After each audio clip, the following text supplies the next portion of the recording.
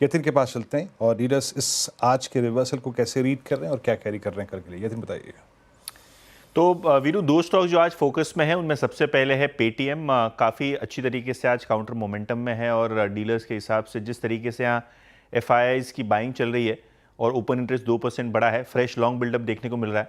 In fact dealers का expectation है कि 1300-1310 तक के यहाँ लेवल्स आ सकते हैं इनिशियली। तो ये काउंटर है जहाँ डीलर्स खरीदारी कर रहे हैं। इसके अलावा सिंजीन भी एक काउंटर है जहाँ फ्रेश लॉन्ग्स देखने को मिल रहे हैं सितंबर फ्यूचर्स में, और यहाँ भी डीलर्स बीटीएसटी की रणनीति सुझा रहे हैं। डीलर्स को लगता है कि यहाँ 660-670 तक के लेवल सितंबर फ्यूचर्स में आने चाहिए।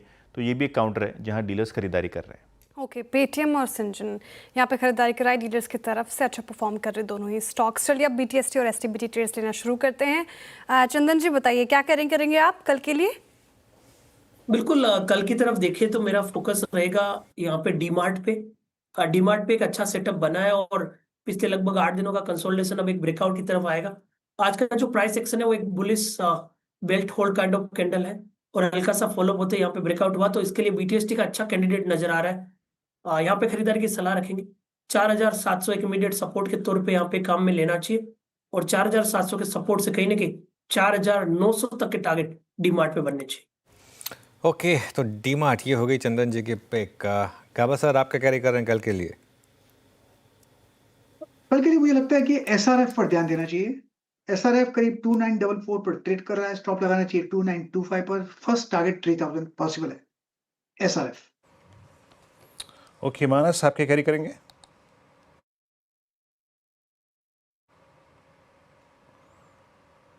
मानस जी, वो म्यूट वाला बटन। मानस जी, जी कोई बात नहीं। माफ करिए।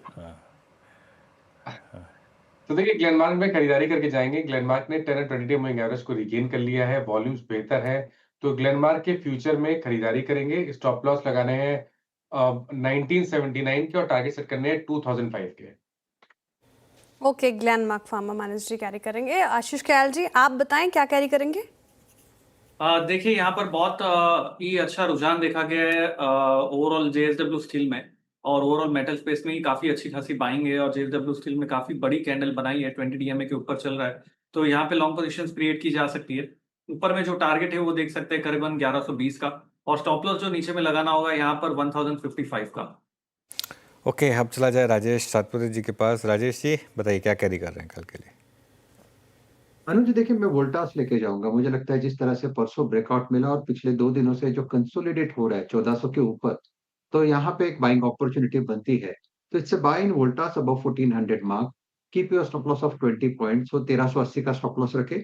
अनुज जी मेरे हिसाब से इसका जो स्विंग का टारगेट आता है वो थोड़ा बेटर है, दैट इज 1480, 1480 तक का स्विंग वोल्टास में आना चाहिए।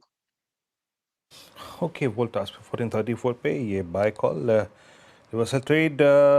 और जाते जाते जरा एक बार प्लीज़ ब्रेथ लेके आइए, जरा ब्रेथ को देखते हैं। ब्रेथ कैसी रही? ब्रेथ नो डाउट कोई इसमें दुराई नहीं कि अच्छी रही होगी, एंड मोर स्पेशली ये ब्रेथ जो है वो 1230 के बाद इम्प्रूव होती चली गई, तो होती चली गई और 730 तक कायम रही।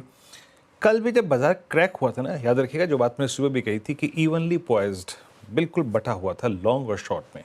ऐसा नहीं था कि सब कुछ टुवर्ड्स एंड खराब हो गया था ना। आज ज़्यादा बेहतर है। इट्स 127, 127 लॉन्ग, 35 में शॉर्ट कवरिंग, 46 में शॉर्ट और 4 में लॉन्ग अनवाइंडिंग।